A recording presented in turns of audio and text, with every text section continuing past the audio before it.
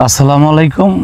আপনারা কেমন আছেন? তো সবাই আশা করি ভালো আছেন।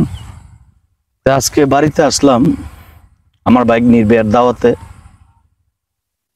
মোটামুটি ইনশাল্লাহ ভাগ্নিরে বিয়ে দিলাম। মেহমান আসছে, তাদেরকে যতটুক পারছি অতটুক যত্ন করেছি। তা সবচেয়ে খুশি ব্যাপার হলো যে ভাগ্নিরে বিয়ে দিছি, কোনো যৌতুক লাগে নাই, মানে টাকা পয়সা দেওয়া লাগে নাই। অনেক ভালো লোক, অনেক ভালো লোক। ভাগ্নিরে বিয়ে দিছি, কষ্ট এতটুকুই লাগতেছে যে ছোট থেকেই আদর করে আইছি। ভাগ্নিরে আদর করে এখন মনে করেন জামাইয়ের বাড়িতে চলে গেছে, একটু মনটা খারাপ।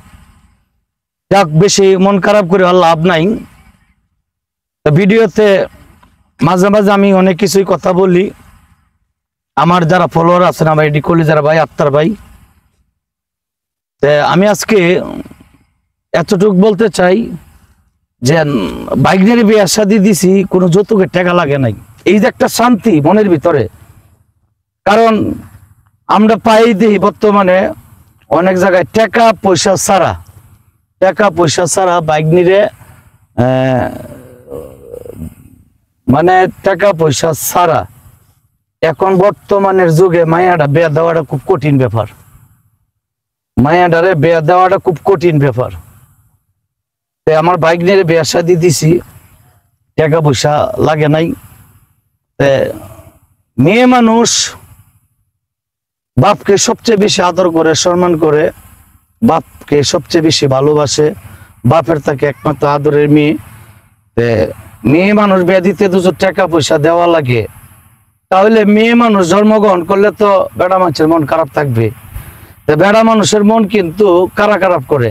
আল্লাহ না, বেড়া মানুষ বেড়া হয়ে বেড়া মানুষের মন খারাপ করে। কারণ আপনার মেয়ের দুজন আপনি বিয়া শাদী দেন, আরেক বেড়া দুজন বলে যে কয় টাকা যৌতুক দিব,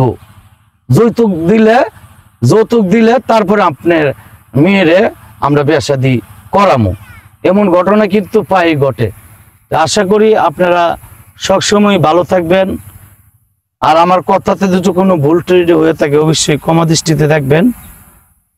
অনেকে আমার ভিডিওতে ভালো মন্দ কমেন্ট করেন, আমি আলহামদুলিল্লাহ আমি যতটুক পারি আমি কথা বলতে চাই। আমি বেশি কথা বলি না, আবার ভিডিও বেশি বড়ও দেই না, যাতে আপনি এমবিটা যাতে মনে করেন নষ্ট না হয়, এমবিটা যাতে খরচ না হয়। শুধু আমার বক বক দেখলে তো আর হবে না। সবাই যে যে জায়গায় আছেন ভালো থাকবেন। যৌতুক নেবেন না, যৌতুক দিবেন না। যৌতুক ছাড়া চাইবেন একটা আত্মীয় করতে, দেখবেন আত্মীয়ের ভিতরে সম্মান পাবেন, ইজ্জত পাবেন। তো এই বলে আমি ভিডিওতে বিদায় নিচ্ছি। আসসালামু আলাইকুম।